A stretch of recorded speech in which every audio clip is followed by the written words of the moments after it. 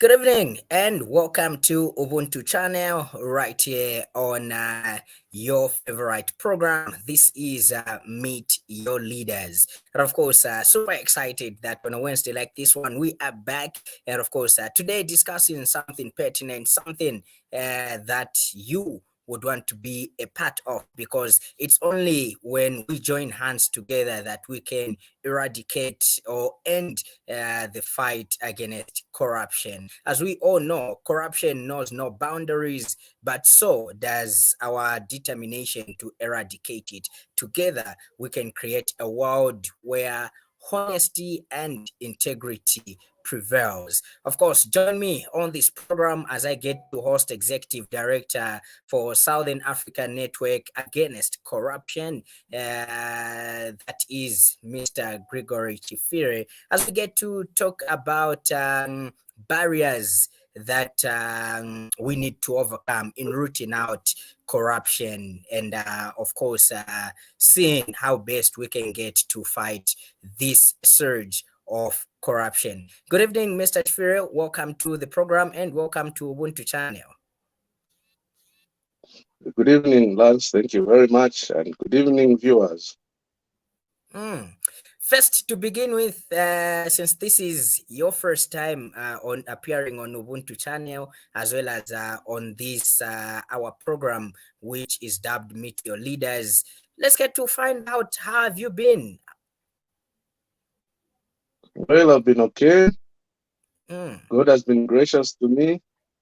I'm back in Zambia after, say, about almost 4 years out of Zambia.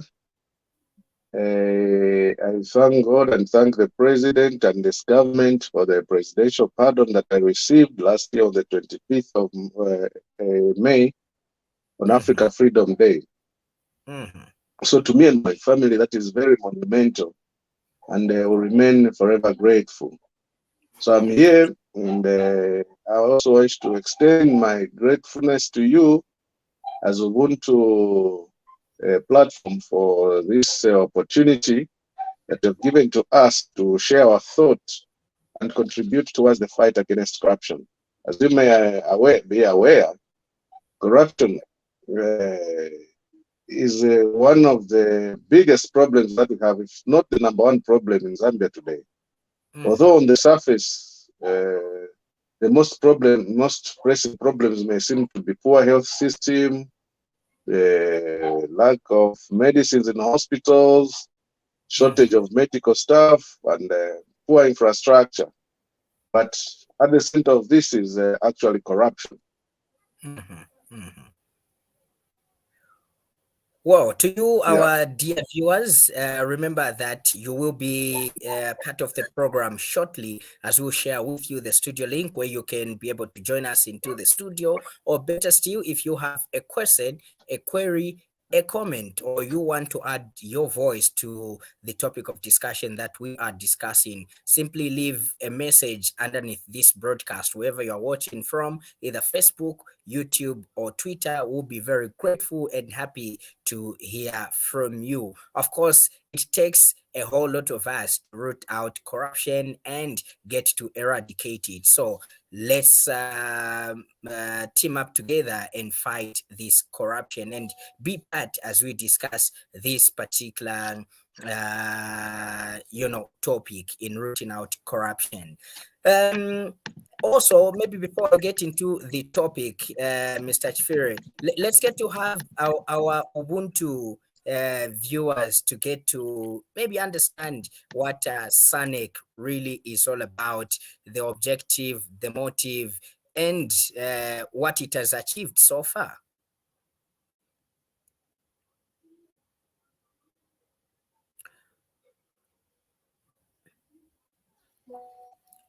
All right.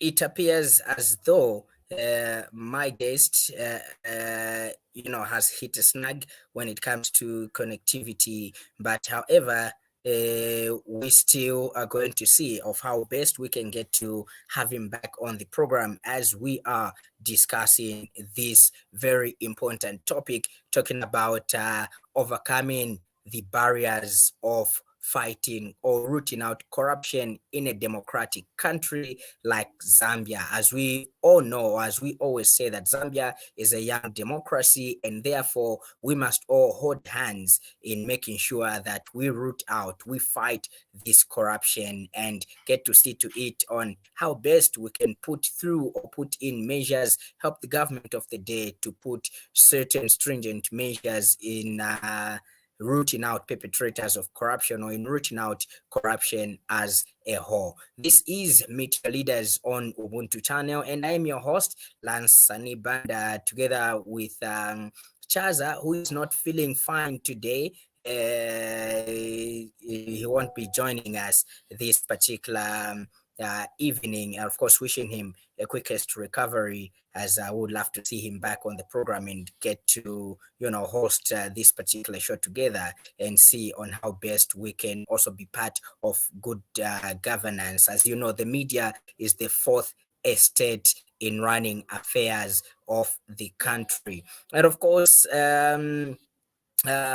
also, what we can do is that you, our dear viewer, you can be able to be part of the program as quickly as possible. I would ask my director to, come through and to rather share the studio link with you, so that we can get to engage you, our dear viewer, as quickly as possible in discussing this particular topic. Like I said, we can only get to fight this corruption or root out corruption if all of us put our heads together, put our hands together, and see to it that we get to fight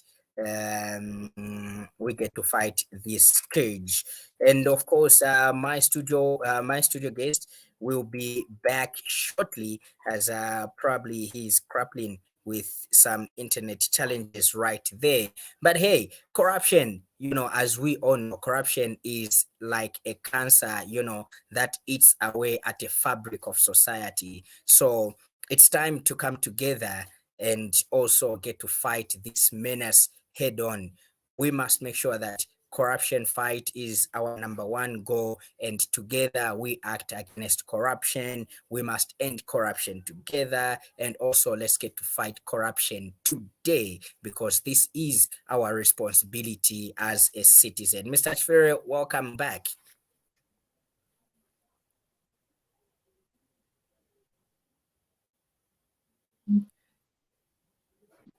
Thank you very much. Sorry, network had played the first one on us. Are you able to hear me? Yes, I'm able to hear you.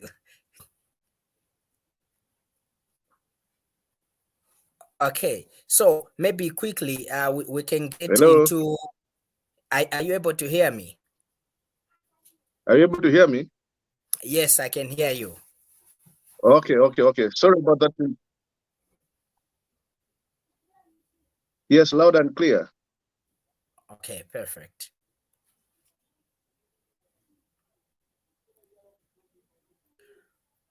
All right, so maybe perhaps we can get into, obviously, you maybe explaining to the viewers of Ubuntu that are seeing you for the first time, let's get to appreciate SANAC rather. What's SANAC all about?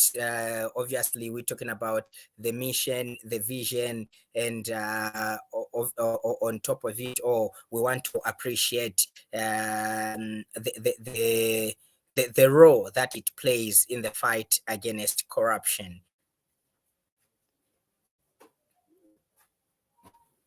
All right, still internet there has done another fast one on us, but hey, our dear viewer, remember that like I mentioned, you can also be part of the program by coming through into the studio by simply clicking on the link that has been shared to you on this very broadcast. Join us into the studio. Let's get to hold hands and get to talk about this topic of discussion, which is overcoming barriers to root out corruption. How can we come up together and get to see that we all take part or we all participate in ending corruption in Zambia? How do we join hands in fighting corruption, in its infancy? And like I mentioned, Zambia is a young democratic country. So as we are growing in our democracy, how do we see to it that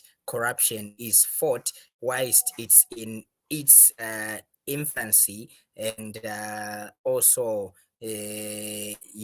get to get to fight it with all zeal and vigor. Let's take a very short break as we try to sort out our guest coming back into the studio. Let's take a short break and we'll be back on the other side. Remember that this is Meet Your Leaders on Ubuntu channel.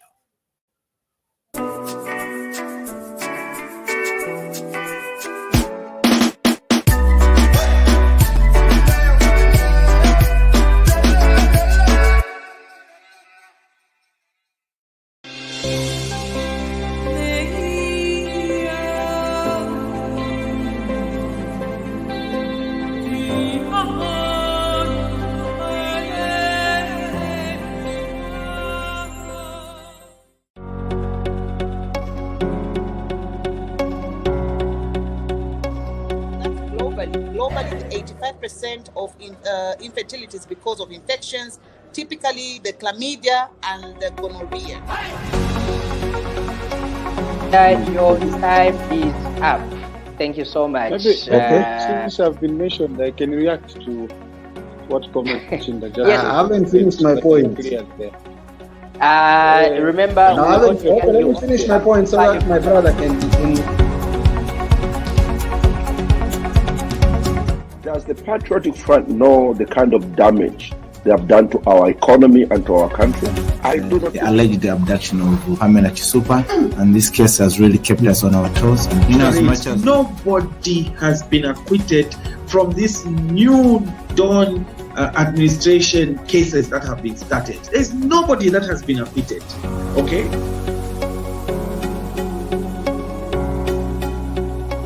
CJ, foreplay. I'm not talking about jump and begin acting like a kangaroo.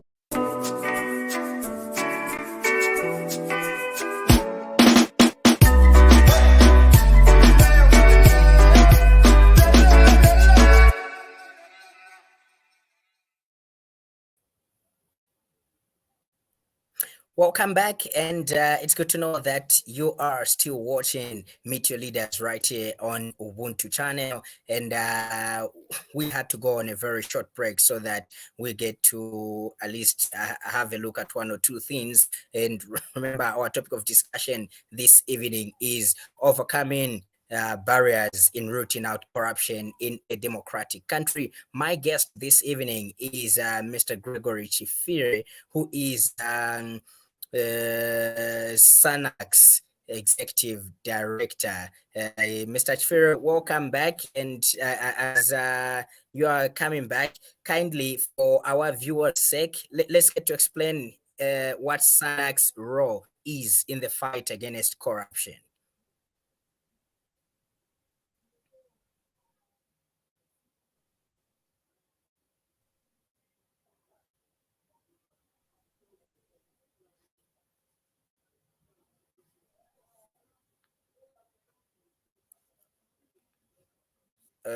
Mr. Chifire, are you here? I'm unable to hear you.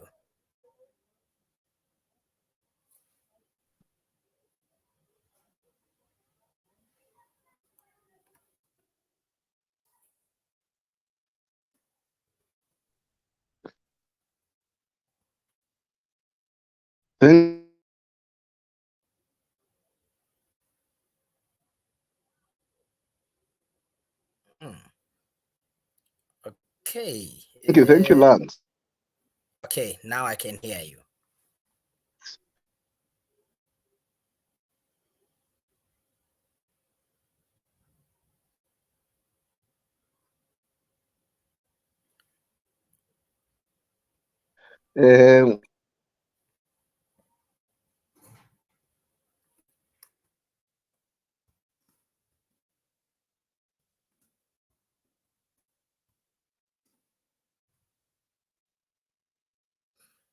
Okay, and of course, we're still facing that challenge of internet right here.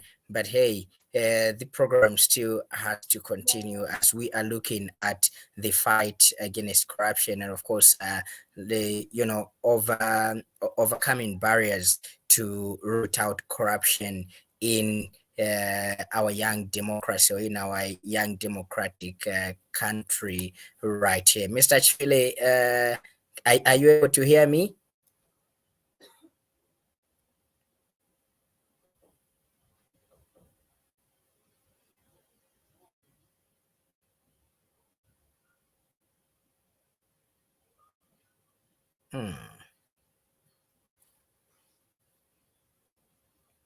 Mr. Chifire, are you here?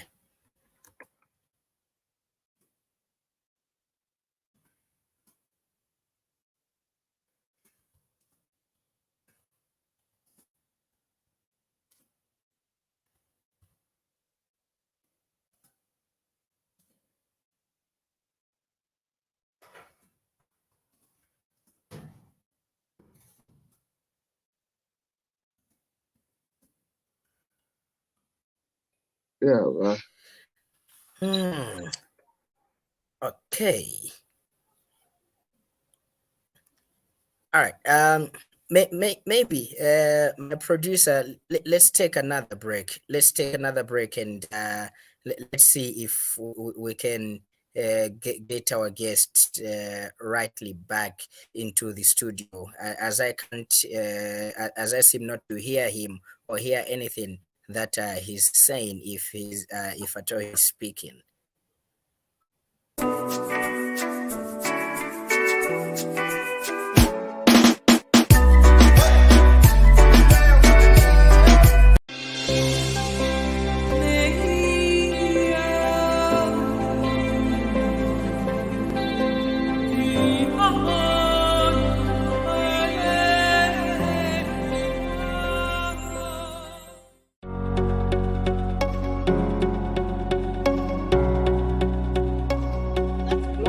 Globally, 85% of infertility is because of infections, typically the chlamydia and the gonorrhea.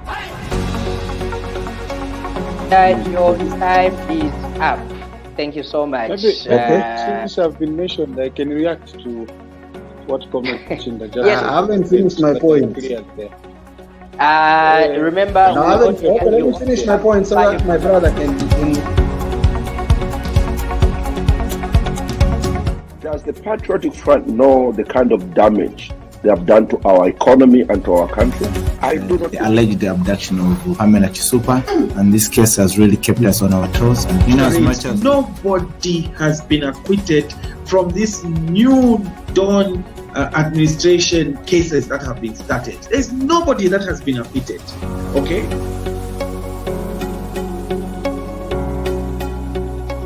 CJ, foreplay. I'm not talking about jump and begin acting like a kangaroo. No, foreplay. Many of us as Africans, we lack this virtue. This is not there.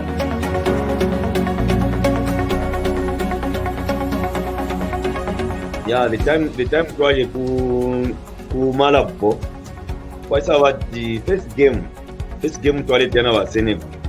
I think very tutasana underrated because even the warm up, you can see the way they are doing warm up. Bare munakati bora na wawina kali no.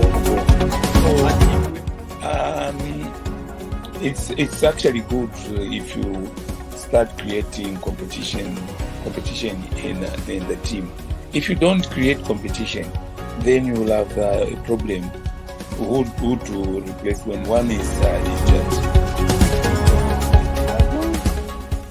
The names people have been calling me, I accepted them and I will stand them.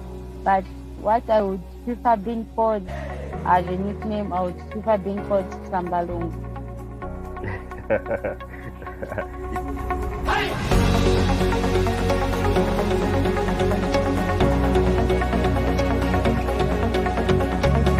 From a fit. We can't make the Bible fit us. And have things that make Esther feel good, and things that Esther doesn't really feel good about, she'll edit out. We're trying to represent Zambia from different side of things. We just don't want to be regular. You know what I'm saying? We're trying to package ourselves to Africa and the world.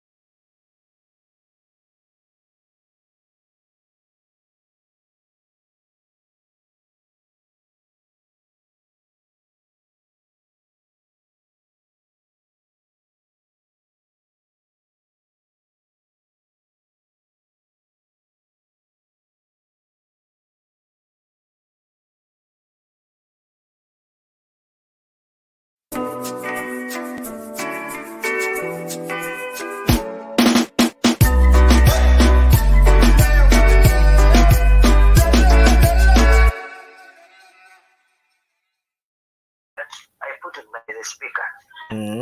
So speaker I don't have a laptop in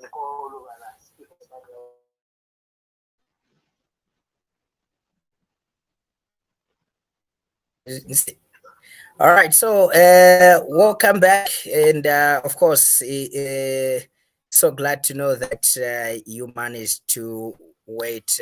Obviously, this is to trying to sort out one or two things or one or two issues as far as internet is concerned. And hopefully, my guest is back. Mr. Cherry, are you able to hear me?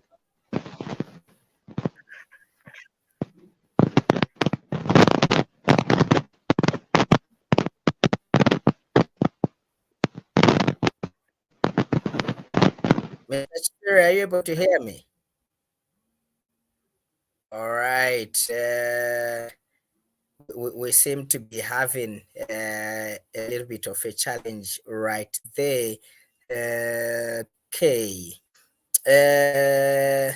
One last break. Producer, one last break, and let's see how best we get to sort this out, as we are also running a little bit out of time.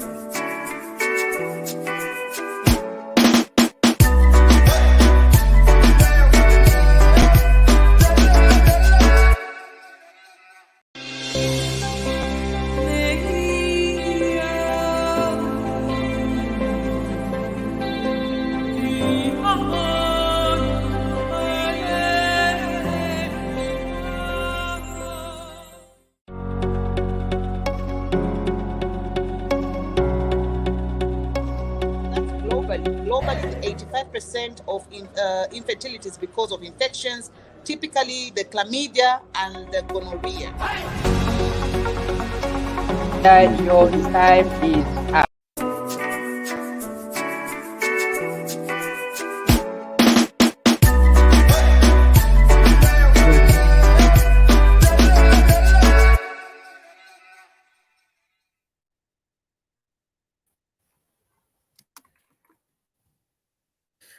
All right, so welcome back, and of course, we do sincerely apologize for these unforeseen circumstances, which are beyond our control, and we try by all means, or as much as possible, to make sure that we get to continue with the program broadcast. Our guest is also trying his very best to see to it that we get to disseminate that information which is supposed to be disseminated right here. Mr. Chifire, welcome back.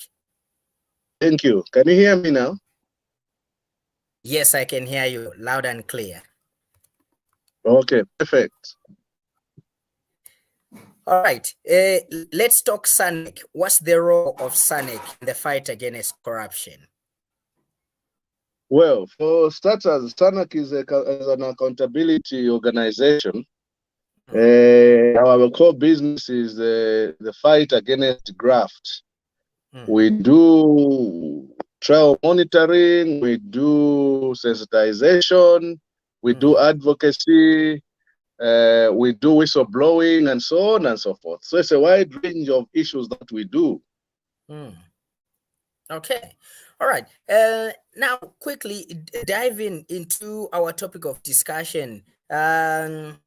Obviously, we are talking corruption, and most of the people know, or most of our people, Zambian people, don't really know what corruption does to a nation, to a country, or to a developing nation like Zambia. And obviously, we've seen quite a number of things happening in previous regimes up to where we are now. Perhaps let's get to identify the ills of corruption in a developing nation or in a young democracy such as Zambia.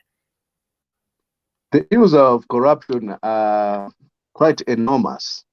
I think most people do not just realize how bad corruption is. Corruption is more deadly than HIV/AIDS. Corruption is more dangerous than malaria because its effects are far-reaching. Most of the problems that we have in Zambia emanate from corruption.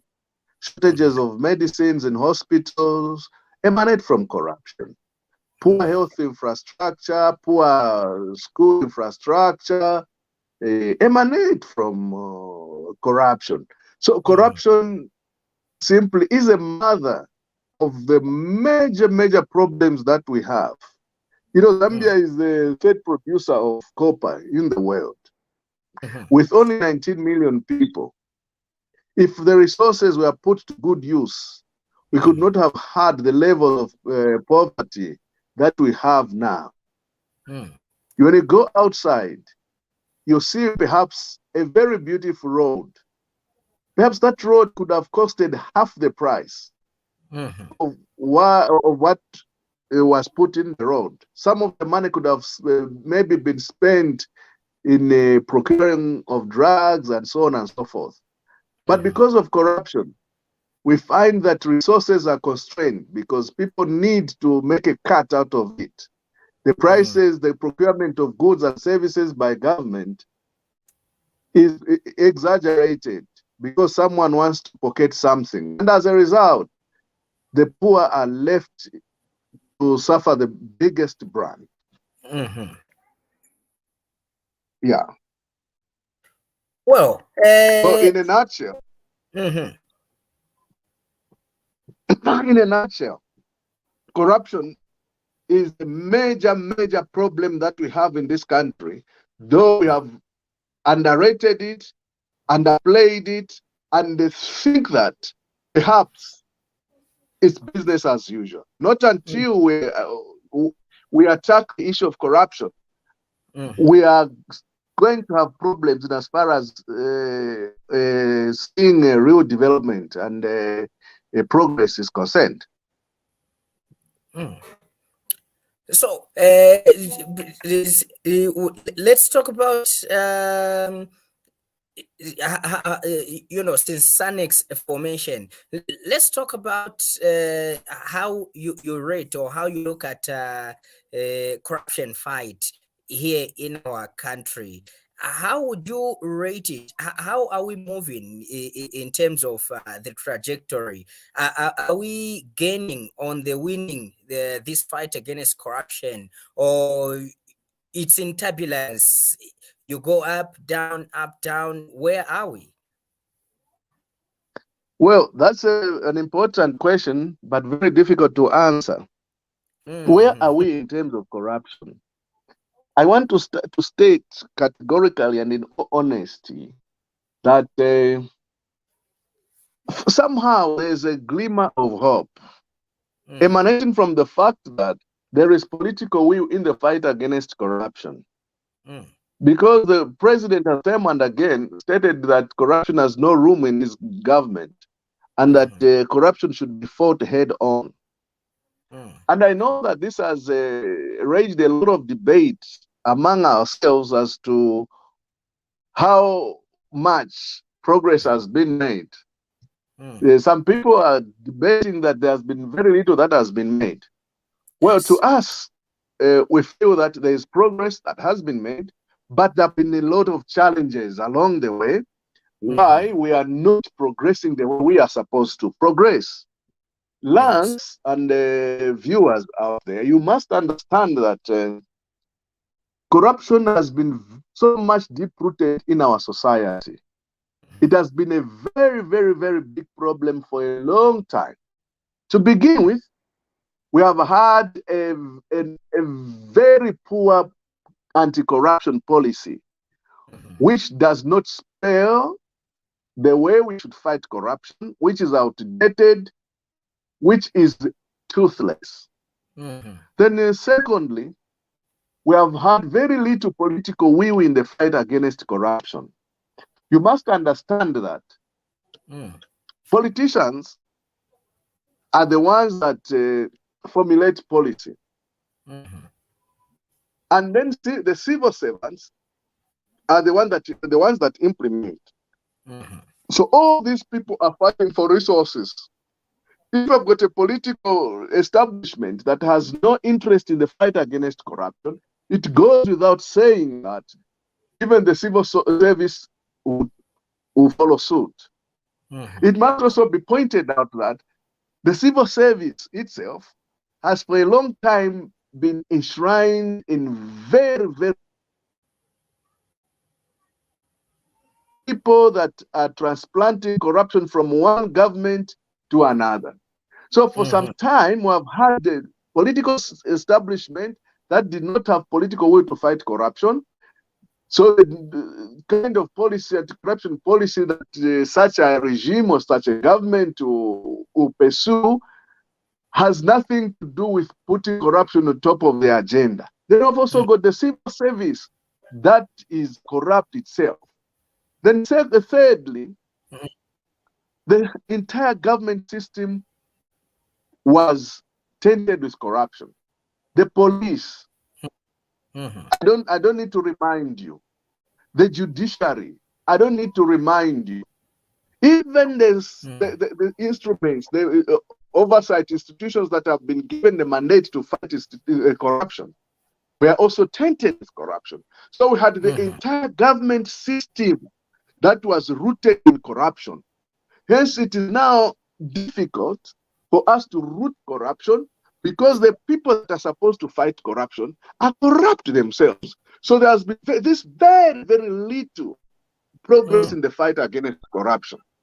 So the government needs to change the way they approach the fight against corruption, because they are using instruments that are corrupt themselves. There can be good pronouncement and political will from the president, from whosoever, but the fact that the instruments they are using, the apparatus that they are using are corrupt, we're going to have a very, very, very big problem in the fight against corruption. Then there's one aspect that most of us are failing to, do not want to approach head on, is that even though some of the people that came in, some of the politicians that came in were hungry, they were able to be compromised by the system itself.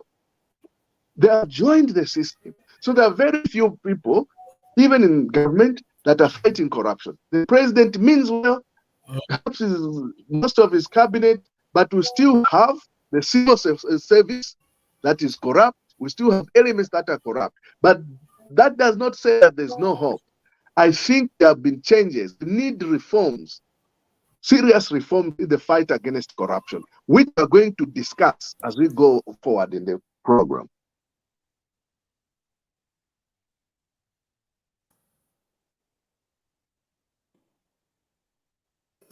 All right. Quickly, you mentioned, or you've made mention that corruption was or is deep rooted, into the society, such that even institutions that are supposed to fight corruption became corrupt themselves. Perhaps let's get to understand, levels of corruption, because many are times that when we speak corruption, we only think of the politician, we think of governance or the government, but we don't look at an individual. For an instance, coming from a compound who has a car or a vehicle that is defaced, but because he doesn't want to face justice, bribes or corrupts, a police officer to say, let's not take this further. Let's talk of these levels of corruption. How low does corruption go, and how high? Well, Lance, to be honest with ourselves, we had made corruption like our second culture. We started embracing corruption. We started living corruption. You go to the compound today, where we live in our township, people are worshipping those that are corrupt. So corruption had become part and parcel of ourselves. And for us to root it, we need to go back to the people. We need a policy that involves the general citizenry. As you put it, it has become normal for me to go and to pass through a police checkpoint and take out money, 50 kwacha, 100 kwacha, and give a police officer to see nothing wrong about it. So we need a mindset change. We need a cultural change, because corruption has become part and parcel of our lives. We feel that it's normal to be involved in corruption. Why? Because we see those that are in corruption, they are celebrated. We see the politicians, the civil servants that are living large, they are celebrated. In the United Kingdom, for example, 65% of cases of corruption come from the people. If you bought a car and you don't have a formal job, or you don't have a meaningful source of income, you are immediately reported. And the investigating wings, they investigate you. But here in Zambia, if you see a neighbor who doesn't even work, who has nothing, no business whatsoever, buys a car, we are the first ones to go and congratulate and ask for a lift from them. We clap for them. This is not supposed to be. So corruption should involve all of us. We should have a system where the church is involved, the education system is involved, cultural or traditional leaders are involved. Everyone is involved in the fight against corruption. Let us change, perhaps even incorporate it in our school curriculum, because where it has reached is where everyone feels that corruption is normal. You feel paying a police officer who has stopped you because you don't have a disc on your motor vehicle. It is normal. You don't even feel it to pay it with ease. You go to look for a school place for a child. You pay money. You feel that is normal. You don't feel your conscience troubling you. Nothing. So this is where we have reached as a country. So we need a strong, holistic, and inclusive approach in the fight against corruption, a strong and robust coalition of government, civil society, the church, traditional leaders, academia, and everyone involved in the fight against corruption, and inculcate a culture of integrity, which is lacking in our people. We feel corruption is normal, and corruption is part and parcel of our lives. Corruption is not normal. Corruption is evil. Okay. Corruption is the biggest killer. I don't know. I seem to on these last minutes, I wasn't able to get what you said, the last part of your explanation. Can you hear me now? Yes, I can hear you now. Okay, I was saying that we need a strong and robust coalition of government, civil society, the church, academia, media, that is yourselves in the media, and everyone involved in the fight against corruption, so as we change the culture of corruption and bring in the culture of create a culture of integrity where everyone frowns upon corruption. If we're going to win the fight against corruption, it should be an all-inclusive fight. It should not leave anyone behind. It should be a citizen-driven corruption. It should not be left to the Anti-Corruption Commission. It should not be left to the police, the Drug Enforcement Commission, and all these institutions. It should include ordinary people like you and me in the fight against corruption. All right, pretty interesting. And to our dear viewer, you are watching Meet Your Leaders on Ubuntu channel this evening. And our topic of discussion is overcoming barriers to rooting out corruption. My guest this evening is Gregory Chifire, who is Executive Director for Southern African Network Against Corruption. And of course, we've shared with you the studio link. If you have a question, you have a query, or you want to add your voice to what we are discussing, you can simply click on that link, join us into the studio. We'll be glad to hear from you. We'll be glad to have you into the studio and be a part of this wonderful discussion, as corruption does not choose whom to affect, but it affects each and every one of us, so long you are a Zambian. Now, Mr. Chifire, getting back to you, you mentioned that for now, there seems to be some hope in the fight against corruption because there is political will that the current party in power has shown in the fight against corruption. Taking you to that, or maybe talking about that, obviously, in many events that have happened, since the 2 years of the UPND's rule of this country, we have seen many things happening. Of one, maybe which I would mention, is that of the Sujlight scandal or saga, which started with the firing of Luapula Province Minister, who is Derek Chilundika, by President Hakainde Hichilema. And obviously we saw the former minister getting arrested and all that by the police. Now, there are too many UPND officials that were implicated in that Sujlight saga. And of course, they were arrested over that issue. What do you think is causing, this corruption, or caused that Sujlight saga? And what does that impression of arresting the minister, arresting those that were accused together with the minister, what impression does that have, or does it bring, to the citizenry of Zambia, especially in the active role of fighting corruption? Well, I think let's start with the arrests. I think the arrests are a positive direction in the fight against corruption. Had it been perhaps in the other governments, maybe we could not have recorded those arrests. They could have been swept under the carpet. Remember, we had the similar issue with Mukula, which everyone complained about.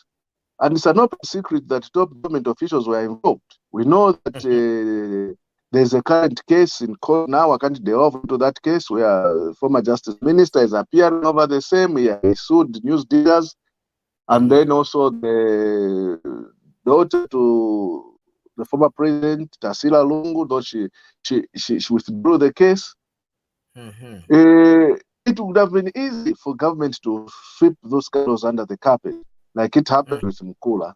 But they came out and told the people and arrested. First it was deputy permanent secretary, it was a provincial youth something, and then the minister not long ago, and many others. Okay, so to us it shows that there's some level of transparency and the will to fight corruption, because it is one of those rare moments that a serving minister Not whether it's a provincial cabinet, it matters less, but it's a government official fired by the president. To us, it tells us something, that there's a will to fight corruption. As for the many people that are involved, it also tells us how much we have come to embrace corruption. It is not just a political issue, but it is a societal concern. It concerns all of us, that corruption has become so endemic that it cuts across political or party barriers. It can involve anyone. So what is needed now is the continued political will by the president and his team to continue to fight corruption, because the people that is leading the party cadres are hungry, and have been seeing how their friends, the UP, the PF, used to flaunt the riches, used to make money, and so on and so forth. Some of them are in a hurry to make riches. So it's only to take leadership, especially from the very top, to fight this. And before I lose my thought on the issue of the Mukula tree, as SANAC, we wish to appeal and take advantage of this program to ask the president, using the Inquiries Act, to set up a commission of inquiry to look at how Mukula trade was being done in the past 10 years or so. Because we still believe that there's a lot of rot that happened in the trade of Mukula, which Zambians should be aware of. If there's a commission of inquiry that the president should institute, should be the commission of inquiry on Mukula. So that everyone will get to be clear, to want to know, because Honorable Tasilalung withdrew the case, want to know to what extent she was involved, want to know to what extent government was involved, because these are natural resources. The same way with the Sujilite, want the president to put his foot down, and anyone who is trading illegally in Sujilite should face the strongest or the most punitive punishment, because these are resources that should benefit the poor, should benefit you and me, should benefit people in Luapula, should benefit people everywhere, because these are resources that should take us away from poverty. Not IMF, not World Bank, nothing. We have enough resources that can take us out of poverty. So we're urging this government to continue to stamp out corruption and even increase the volume. Put more gas on the pedal, go to a higher gear in the fight against corruption. All right. Very interesting. Go to the high gear of fighting against corruption. Now, since fighting of corruption in this era is being called the new dawn's fight against corruption, and we know that transparency and accountability are the weapons we need, in a corruption fight. Is the UPND government, is this government transparent in fighting this corruption? Are they able to be accountable? Can we account them on this fight against corruption? Because corruption has to be fought, the past corruption, current corruption, as well as the future corruption. Well, they are trying their best. I'll give maybe the latest example on what happened at KKI International Airport yesterday. I think government could have easily, using machinery, concealed what happened. Is it last night or is it yesterday? Of aeroplanes where there was issues of dollars and suspected gold, told this is zinc today, and so on and so forth. Using the state machinery, government could have easily concealed, and nobody could have known that. But we have seen that there's only one angle that has been taken the angle of condemnation. We have not applauded the law enforcement agencies for intercepting that contraband. I think the Drug Enforcement Commission and other law enforcement agencies deserve a pat on the back. This is transparency, and this is what should be done. If it was maybe in those days, the contraband could have perhaps been shared. So they're trying as much as possible to fight corruption. But you cannot win all. You cannot please everyone. There will always be a certain pocket that will say, no, this is not right, this is wrong. And also you must understand that we are coming from a background where corruption was institutionalized. So it is difficult for this regime to fight corruption without condemnation, because they're using instruments, they're using institutions that are tainted. So we need to gravitate towards cleaning up the institutions slowly. And you cannot do it at a go, because you're going to paralyze the operation of government. So there should be a deliberate policy to clean up institutions that are used in the fight against corruption, and change the methods of fighting corruption. Transparency is not enough. There's need to use other means, because the way you are fighting corruption, we're fighting it haphazardly. We don't have a policy to talk about. It is something that is just haphazard. Let's do this, let's do this. We need a clear-cut plan in the fight against corruption. So this is the route that we are taking in the fight against corruption. These are the instruments that we're going to use in the fight against corruption. So the new Dawn government is making frantic efforts, but they cannot do it alone.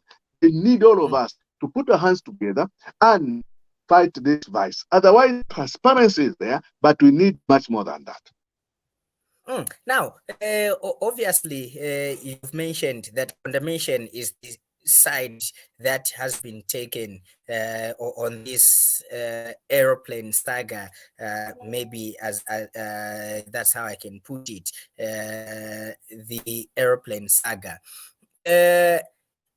Is other stakeholders or many people obviously are saying, if there was anybody from the former regime that was involved in that saga or in this issue, all hell would have broken loose. We would have heard names being mentioned, but this time around, because none of the people from the former regime is implicated in that saga, names are being withheld. Is this the transparency that we are talking about? Well,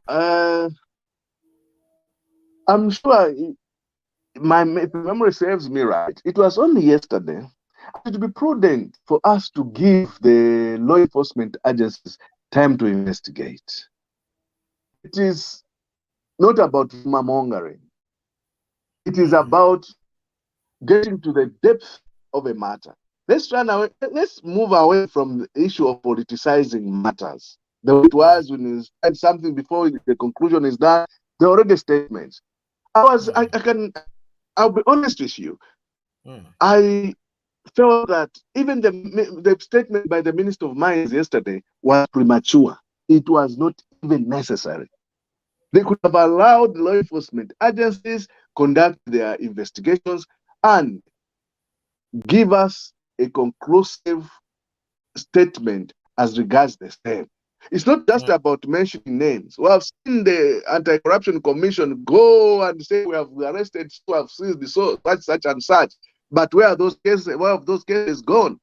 We need to depart from that, where we are media, where the law enforcement agencies are media excited. Let's get away from that. The best for them to work quietly. We want results. We don't want just mere names. We want results and the prosecution. If there's a wrong that has been done, a wrong should be punished accordingly. Not just to mention names to excite us in the newspaper, on TV, on radio. We are not interested in that. We are interested in them to work, and we want Zambians who demand nothing but good answers on this. Not this thing where I say today it's Z, tomorrow it's alloyed. The other day you find that they'll say that it was mere gravel from somewhere. We don't want that. We want the law enforcement agencies to furnish us with proper information. If there's anything that this government it needs to work on, is the issue of communication. I think they're not doing very well in this line. I think there's need for them to have a centralized communication system. They need to change the communication policy where communication is done in an orderly fashion and an orderly manner, because we have got a chief government spokesperson who should be the center, if anything, of giving us information. Allow the leaders to do their work. If it needs to be, let the leaders give the information, and not every Jim and Jack just stands up in government and gives us information. We don't need that. We don't want rumors. We want the real stuff. So as Zambians, as part of stakeholders, we want to see to it that the issue of Cash Gate and God Gate at the international airport at KKI is conclusively done to the satisfaction of all the citizens. If there are people that are in this government that are involved, heads must roll, because the fight against corruption should not have a sacred cows. Should be an all-inclusive fight. It should be fought with the fighting corruption in the past, fighting corruption in the present, and as well as setting parameters that are going to prevent the corruption from occurring in the future. Thank you so much, Mr. Chifire. In the studio, we've been joined by Daniel Zulu. Mr. Zulu, good evening. Welcome to the program. Good evening, Lance. Thank you very much. It's been bells since we last saw you. Where are you hiding? I've been around. I'm like the god that turned into copper, man. I'm around. You are among the speculative youths. Well, we have Mr. Chifire, the Executive Director for SANAC, as our guest. We are discussing overcoming barriers to root out corruption. Good evening, Mr. Chifire. Good evening, Mr. Zulu. How are you? I'm okay. I'm well. How are you? I'm well too, thank you. Thank you. You can go ahead with your contribution. Thank you very much, Lance. It's flattery to note that we still believe in the fight against corruption as purported by the New Dawn government. Personally, I feel the New Dawn has no capacity to fight present corruption. I can give example upon example of how they failed to fight present corruption. They're fighting past corruption, which other eyes are terming as persecution of the former regime. But capacity to really have its hand on what is currently going on, they don't have. I'll give an example. First example is the trucks of Sujilite that went missing. These trucks apparently went missing in the hands of the law enforcers, in the hands of the police. And certain things that the general public are getting hold of, we give thanks to the level at which Zambians are alert, the level at which social media is helping us. I can tell you this for a fact, that the scandal that happened at KK, if no social media was there, that scandal would have been buried. No one here would have even known about it. That thing would have been under the ground by now. Why? Because as everyone is speculating, it seems there are people that are trying to fight the authenticity of this case, of this issue. I'll give an example. DEC carries out this operation and then covers what was going on. Okay, DEC reports that among the things that were found was some dollars of a certain amount, which kept on changing as though the kwacha and the dollar are still competing in that figure. And some suspected gold bars weighing 200 and something kgs. Now, that didn't catch my attention until the minister came on board and said, no, what was there wasn't really gold, but it was copper, tin, and is it copper, zinc, and nickel? What caught my attention is amongst the things that DEC uncovered was a gold detector. Now, I've done partly this business of moving, partly, not fully in it, but partly. Are You you don't. illegally mining gold? I'm saying partly. You don't carry a gold detector to go and buy copper. You don't carry a gold detector to go and buy nickel. You don't carry a gold detector to go and buy zinc. Well, they were coming, obviously, they were coming to check if there's gold in Zambia. That's the reason there was a detector. The reason why I'm getting to that is if the minister is in a hurry to issue a statement whilst investigations are going on, because the people that were in the capacity to tell us to say, okay, what we uncovered was not this, it was actually this, were the people that really uncovered it, not the minister. Of course, yes, he's the person responsible for minerals and stuff. He has technocrats that know about these things, but he wasn't in the position to come dispute what Deck area found. That was putting a foot on Deck's neck. Deck will not say anything otherwise. Deck will just come out and confirm what the minister said. Whether it be right or wrong.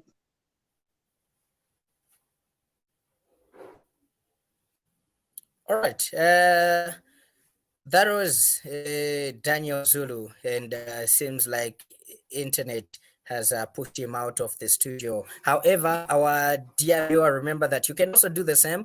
The link has been shared with you. You can join us in the studio, echo your sentiments, and also put through your comments on what we are discussing. Mr. Chifire, as maybe you may have something to respond or talk about from the issues that Mr. Zulu has raised.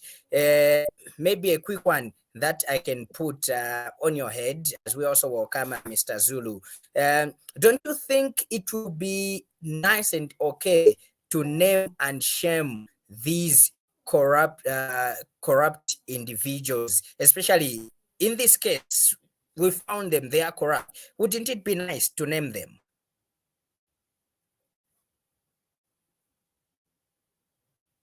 Mr. Fair.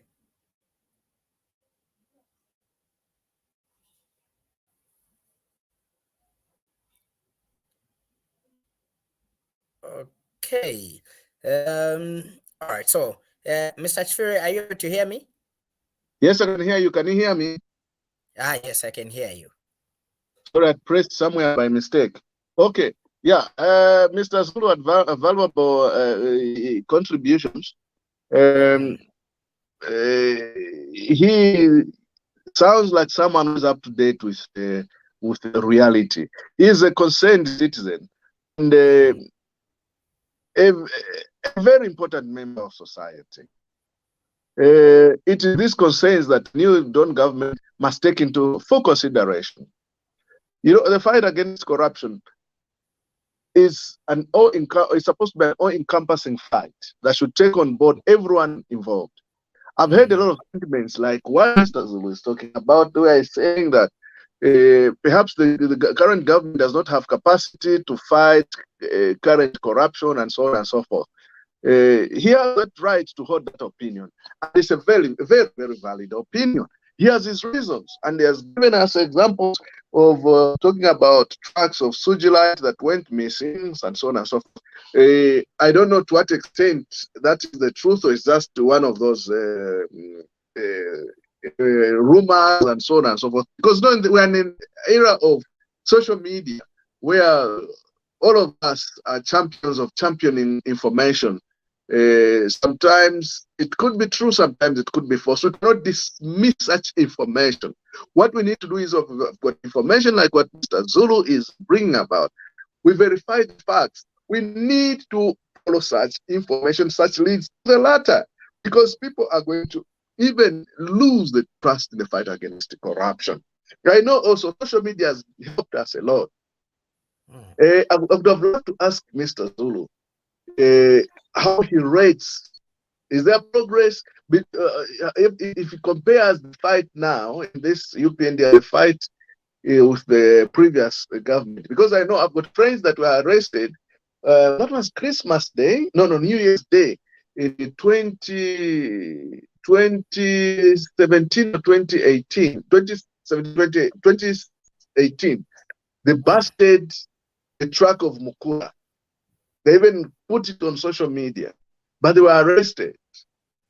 Okay, and the trucks were released, later released, and they went there. We endorsed with people that were at the center of Mukula. Some of them worked for State House. It's an open secret, know it in our circles. Nothing happened to them. So I wanted, if it's possible, Mr. Zulu, to give us a comparison between the fight now against corruption and in the previous regime. How does he rate? How does he compare the two? Is there a progress? Is there political will, or is the same way it's worse now? I've seen this back. And I've heard the question. I can respond to that, right? Yes, please. Okay. UPND has been in power for 2 years. We'll call this August their second. They are celebrating their second anniversary, actually. PF was in power for 10 years. And PF was kind of relaxed in terms of the fight against corruption. PF did not fight corruption heads on. PF had what we termed as sacred cows, people that would suffer just to bring an image that, yeah, indeed, there is a fight against corruption. I can recall of a minister that was fired and later called by SEC for investigation because of certain things that were happening, which from my eyes, yes, from my eyes, that wasn't really a fight against corruption. It was a fight against an individual. The UPND's fight against corruption is somewhat unbalanced, for lack of a better term. And yes, I was getting to that. Unbalanced, how you ask. There are certain people considered more corrupt in the UP when the UPND is fighting corruption, and others are considered less corrupt. We've had scandals starting from the onset. We've had scandals in the agriculture sector, in the health sector, in the mining sector. That is a sector that has had scandals from the onset. The mining sector is rotten to the core, starting from the person running the mining sector. Okay? And that is a sector that has been given kind of a blind eye. There's not much attention given to that particular sector. We could rejoice and jump when we hear to say, okay, property has been seized belonging to a former ruling party member, belonging to PA, all those things, the people that property has been seized with this much, and we are like, these guys were stealing, these guys were stealing. Who are the people that are responsible for the smuggling of millimil? I can tell you this on record, but I won't stand to present this as evidence. On record, I'm here, the general public listening, and everyone here listening. I'm on record. There is a checkpoint between Chipata and Malawi border, between Chipata and Chiji border. There is a checkpoint, a police checkpoint, and there is a ZRA or a ZNS checkpoint. The ZNS checkpoint is to check for the selling of either millimil or maize. Today, you will find trucks laden with Zambian millimil crossing the border, not illegally, crossing the main border legally, with papers signed and stamped from the minister's office. Okay? That is a corruption that will never ever be fought because it is happening with the people that are in power. The PF were ruthless. The PF didn't mind as long as atimuleya, but not ukulia with the what? the seeds. But you can eat. The All right. UPND are fighting the regime that they took power from. They are not fighting corruption. If this was a fight against corruption, this case, you will not hear the president travel out of the country with such a thing that happened. The president will not even have the ability to say, I'm crossing out of the country to go and attend whatever is attending. He'll be home to make sure that this issue is dealt with. All the people involved, their heads are rolling. You can't report that you've seized 11 million and then 2 hours later you say it is 5 million. No. Then who was counting?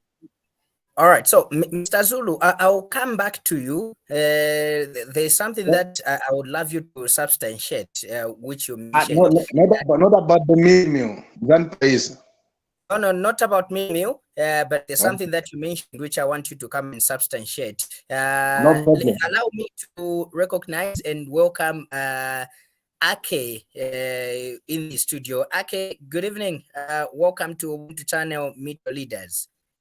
Good evening. Thank you. How are you? Very much okay. Thank you. How are you? I'm all right.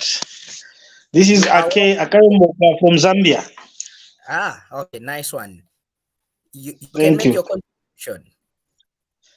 I've just joined, so this is when I was just following. So maybe let me listen from others. I'll contribute later. Yes. Okay. I don't know, Mr. Chifire, if you have something to respond to Daniel, or maybe I can go ahead and get something that I want him to substantiate, which he mentioned. Well, you can go ahead. Safe to say that I'm impressed with Mr. Zulu's candidness. He has rightly put it that in the past regime, there was nothing like the fight against corruption. And he has fallen short of saying that the UPND came into power on a promise that they'll fight corruption. I think it is this promise that Mr. Zulu wants the UPND to go in the full gear to fight corruption. Because him and I and you and Aki and everyone, every other Zambian, detests corruption. So if there are threats of corruption in government, even now, it becomes difficult for Zambians to appreciate the fight against corruption. But the onus is upon all of us to impress upon this government to scale up the gear in the fight against corruption. Remember, we're talking about there are a lot of political parties members from divergent background. Some of them were there with the hope of getting rich once they form government. And hence they will try to use their positions to circumvent government safeguards in the fight against corruption, such as going to threaten and talk to officers who are manning, I don't know if the border at Muchinji or at Mami, for the trucks to pass. Because we're dealing with a people from different backgrounds, we're dealing with people that want to take advantage of political positions to even lie that maybe they have got authority from somewhere. It happens with all these things. But what is important is you and me as citizens, we need to report. More so that now I've got social media. We need to expose these things so that we shame those that are involved in corruption. It's not just to sit down. No, politicians do not just sit and act on. They need to be pushed to act, because politicians by nature are rational beings like anybody else. They want what is easy for them. So let's not give them chance. Let's push so that the fight against corruption becomes a reality, not just a mere maybe academic talk or lip service. No, we must, you and me together, we must make this thing to be a reality.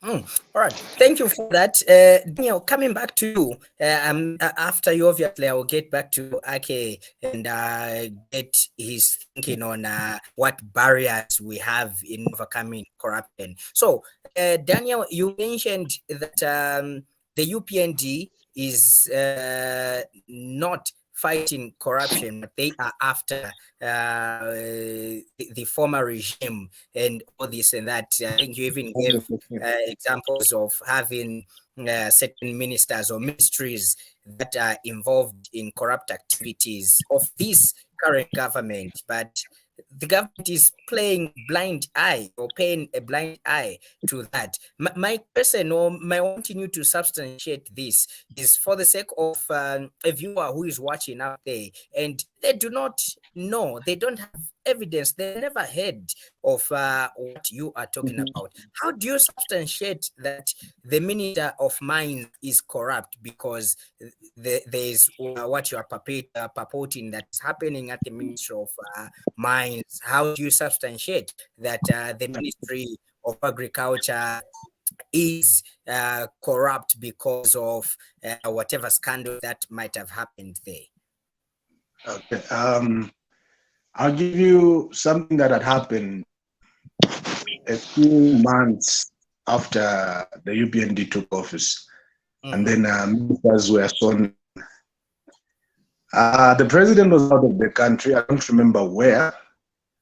There was a minister that had visited Noma. According to him, he went there to inquire of a certain mixture that he needed for his work that he was doing at his private residence. When leaving Sinoma, he left with a briefcase. Now, information came to the attention of the public because of a social media fanatic. Someone picture or a video of the minister leaving the premise in the company of someone that was directors of the organization went to, handed the briefcase, pushed it in his vehicle and left. That rose eyebrows. That brought a whole lot of dust. No, this minister is this. I don't actually remember the name of the minister, but I know you know what I'm talking about. This minister is this minister is that. I'll give you the exact statement that the president brought out when questioned. So when he came back, he held what he called his first media interaction, his first interaction with the people, first briefing with the people. And that question was, someone asked to say, but there is this that happened when you left, a minister, this blah, blah, blah, blah, blah, left with a briefcase. These are the words of the president. If I had time, I would go across social media and bring up the actual video where he said this. He said, when I came, I called the minister, sat him down and asked him what happened. Then he told me to say he carried a calendar. And I believed him. That statement on its own is enough to tell you the level of corruption fight that the UPND is dealing with. Because I've never in my life seen a president forgetting something. The president acted as an enforcer, as someone that was interrogating a minister to get answers from that minister. Okay? And the minister, in his calendar, the president was like, okay, cool. It was a calendar that he went to get. And that chapter was closed. No CC was sent there. No date was sent there. That chapter was buried just like that. Okay? That is example number one. Example number two, I think these two examples suffice. Example number two, in the on the procurement of fertilizer, one of the people that are contracted to procure fertilizer in the previous farming season was the husband to the current serving Minister of Information. Okay, I know the name of his company, Jangulo something. Contracted to procure fertilizer. Their contracts were terminated because of the low quality of fertilizer procured. Did Jangulo deliver fertilizer? Yes, it did. Did Jangulo deliver according to the tonnage they were contracted to deliver? No, they didn't. Was Jangulo questioned for those inquiries? No, they were not. Why? Because Jangulo is related to someone in the current administration. I think those two examples are enough to get anyone disgusted with called corruption fight. Okay, thank you so much, Daniel. Okay, quickly, you can also probably come in and add your voice to the topic of discussion. Okay, thank you so much. Is it Mr. Banda? Okay. Yes. You know, corruption is a cancer that has affected most of the African countries. I'll quote from one of the books that I read, which is Things Fall Apart. No, not Things Fall Apart, No Longer at Ease, by Chinua Achebe. A certain white man, Mr. Green, said all Africans are corrupt. And what made him say that was there was this man who seemed to be more educated, and he did not perceive, or he was so big, or he was holding a very big position, and only to accept a very small amount of money to do something or in favor of someone. And this Mr. Green in court stood and says, all Africans are corrupt. Now, how can we overcome corruption in Africa? Because it's like every government that comes in power, they have got certain intentions. Here comes someone very poor from wherever they came from. Then you put them in power. What do? The first thing is to enrich themselves. So they enrich themselves through what? Corruption. Giving it out of projects. When the tender is given, the first thing is, how much are you going to give me? You look at that. So corruption is a serious cancer that we have in Africa, and Zambia in particular. Yes, the current government is talking about fighting against corruption, but there are so many issues that you see. You know, I was so disappointed with the deck issue after that contraband that was found in the plane. There has been a lot of reports. Yes, this morning we have found 11 million. Afternoon, 5 million with gold. The other time, it is not gold, it is copper. So now the question is, when they found that gold in that plane, when they said they suspected gold, they invited those guys that are specialized in that, and even that time they came and reported to say suspected gold. So now you are seeing the level of corruption that is there. So trying to fight corruption, what can we do?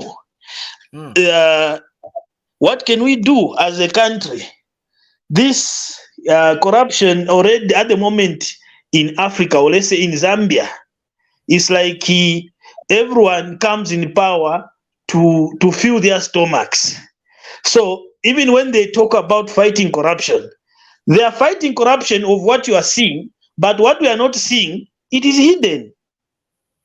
Only when they are caught, and when they are caught, they are not reporting factual things. They are saying a lot of lies, because the issue of gold, copper, zinc, whatever, those are lies. The issue of 5 million, 11 million, again, it comes to 11. So meaning that man, what went to the other man? If it was 11 million, now you are reporting 5 million. What went wrong with the other amount of money? You didn't count well. Well, the money was counted by people from Bank of Zambia. So you've seen, so fighting corruption is something which is very difficult. And then the other issue is these governments, they have it's just a repetition of the same governments, same people. Same person was in MMD, he comes in PF, he comes in UPND. All those tactics that they used to have in MMD, they are transferred to PF. The same tactics that were there in PF, they are transferred to UPND. So even the other government that will come will still have the same people. There hasn't been a pure change in every government, in every African whatever.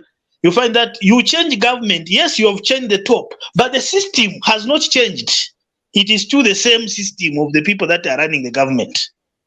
So looking at this issue, how we can really curb corruption, I don't think, because even this, they are trying to fight corruption, but they are not doing it as they are saying it. They are supposed to come out on the ground to say, okay, this is what we are doing. We need to see what is happening. We need to see how they are fighting. Yes, yes, there are those former MPs, former ministers that they are saying they did what and what. But is it true that the current ministers are not stealing? Why are they not investigated? I saw, yes, the former minister for Luapula province was fired for those issues of feedlight and so forth. But we don't know how far that case has gone. We are not being updated of what is going on. There was the firing of the deputy PS for Luapula over streetlight issues. We are not seeing what is going on.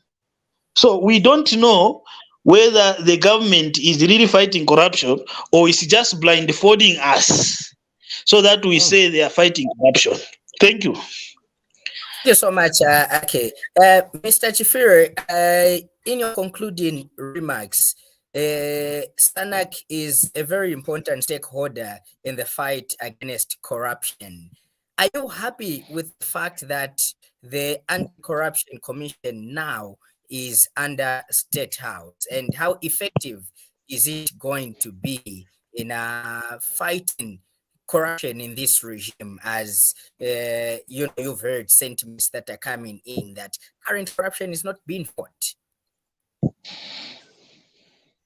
Well, if they had our way, we could have advised a more independent and independent institution that is divorced from the executive completely. And a more independent institution emanates also from the fact that even the Director General of the Anti-Corruption Commission, the way he's appointed, should also be independent of the executive influence. As that case may be, going forward, we are asking that the government to reconsider such aspects of putting the Corruption Commission at State House, whatever that means. Maybe it is in good faith, but the perception that it brings in the fight against corruption leaves much to be desired. I think there must be a reconsideration, and also we need to consider how these people are appointed. Perhaps we need an appointments commission where ACC, DPP, judges are not appointed by the president with recommendation from the various commissions. This may be a commission of appointments should include opposition political parties, civil society, the church, and so on and so forth. The submission going forward, so that we give autonomy and independence to these institutions of government. I submit. Thank you so much, Mr. Chifire. Really appreciate you coming through to the program this evening. Thank you. All right. Ladies, gentlemen, this is where we have to call it quits. Unfortunately, time could never be enough, as this is a topic of great importance, the topic that requires all of us to come through and just look at, brainstorm on how we can, overcome barriers that are there to root out corruption. Hopefully, we'll be able to bring back a part 2, 3, or 4 with Mr. Chifire's availability, also together with you members of the public, as we continue talking on how best we can fight corruption. But of course, from the Ubuntu team, and everybody else, would love to thank you, Mr. Chifire, as well as you, Daniel, and Ake. We really thank you for being part of the program. And as we end, remember that the fight against corruption goes beyond just catching culprits. Of course, it requires a systematic overhaul of institutions, promoting transparency and empowering citizens to hold their leaders accountable. Together, we can create a corruption-free society. So let's make sure that we get to do that. It's been great. It's been awesome. Let's meet again next Wednesday when we get to bring to you another exciting guest, as well as another exciting topic to get you engaged. I've been your host, Lance Sanbanda, saying have a pleasant and beautiful evening.